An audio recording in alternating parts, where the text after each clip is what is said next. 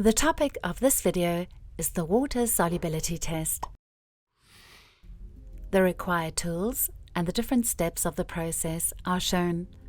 Also, it is explained when the test is to be performed. Different colored media can be found on paper objects. However, not all of them are water resistant. For this reason, it is crucial to test their water solubility before any aqueous treatment. Even with writing media that may seem unproblematic at first glance, a water solubility test is strictly necessary. This becomes evident when comparing a standard graphite pencil and a copying pencil. The two lines resemble each other. However, once the paper is immersed in a water bath, it becomes clear that this first impression is deceiving. Lines drawn with a copying pencil are highly water sensitive. They change their color and their contours blur within a few seconds. For the water solubility test, following supplies are needed: demineralized water, a small brush, and blotting paper. For a more detailed examination, a microscope can be used. Using a brush, a small water droplet is placed on the testing area. It is recommended to place the droplet on an edge rather than in the middle of the colored media you are testing. In the case of highly water-sensitive media, changes will already become evident by simply placing the droplet. Remove excess water with blotting paper.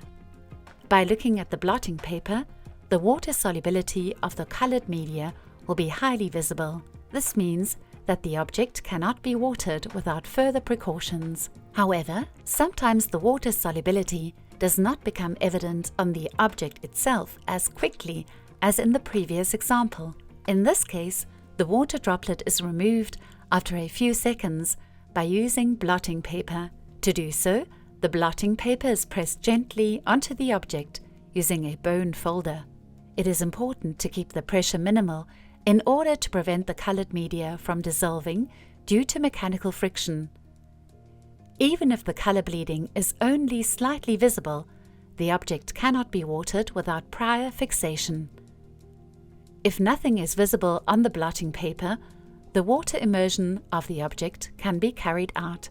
However, it is essential to observe the object during the aqueous treatment to detect any potential changes or color bleeding in time. The colored media on an object have to be tested for their water solubility prior to any aqueous treatment. Every colored media should be tested, even if it may appear water resistant at first glance. The test does not guarantee that there won't be any color bleeding with prolonged water exposure.